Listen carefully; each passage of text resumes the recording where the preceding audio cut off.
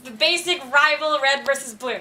Okay? Yeah. You get a character who's red and a character who's blue, and you just let them go at it. Basically, or green. Any earthy color, but mostly blue and green. There are a lot of examples of these. They're just die-hard rivals. But the nicer ones are, I've switched to a different category, but these are the basic staples, especially for Char and Amuro. It's lasted 30 years and still going. And then we have the new one down here, I guess. That's right. So, That Bushido. these are the ones. Alright. So bad, I'm sorry. But That's so awesome. it's so wrong.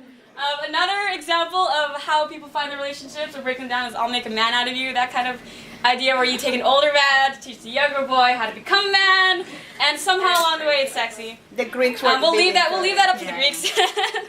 We'll leave that up to the Greeks and the doujinshi writers. These are pretty bad too. These are the most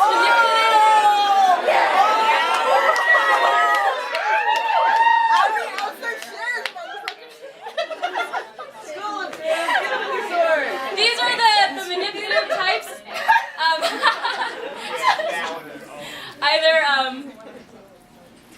Usually they have a great deal of power over the younger. Oh Lord. You can put everything in face. And it takes all the way to the end of the series for one of them to die, basically. Or both in some cases. Or both. So, looking at you, Char.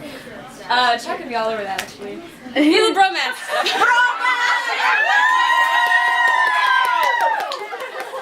Look at Setsuna-sensei. We've got the Boondock Saints. We've got the musicians. We've got Pro Riser. We've got the Moon Kids. And yeah, new type pairings. So Sexy, sexy. okay.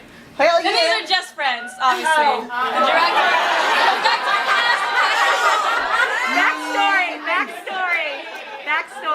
Backstory. During the well, for one of them at least. Confirmed from, I don't know if it was Kuroda or Mizushima, but at the Gundam 00 focus panel, there was a question and answering part at the end, and one of the male attendants of the panel walked up and asked, so what's really going on between Graham and Billy? Over here. And he says, are they really just friends, or are they in more of a relationship? And don't bother them about it because they're just friends. They're just Yeah, right. That was the final answer. Just friends. Airports. These are other reasons to pair Gundam pilots up.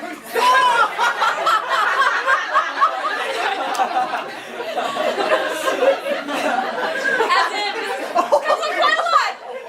I'm already sleeping with your sister. I'm sleeping with your fiance. One of those. My lover dies. I borrow yours.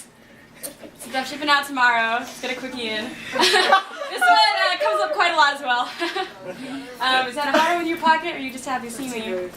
Three-man teams. These come up quite a lot. It's a staple Gundam cliche that on the rival side, there's always a team of 3 people, and they're always, for some reason, they get it on a lot. Or at least in the fandoms, they do. They're always in close quarters with each other. They're always trolling each other. They're always joking with each other, busting each other's chops. Making sure each one has their balls in Zeta, so something like that. There's a fine line between it, but they're pretty mean. Make love not war at the end. When you have a massive casualties in something like the 1-week war, you need to make babies.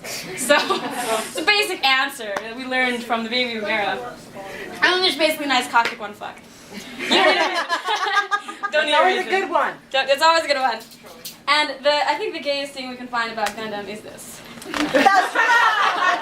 This is a thing, while it may not be solve everything with music like in Macross, it is at least we can solve everything by opening up our hearts and our consciousness to understanding each other. That is the very basic premise.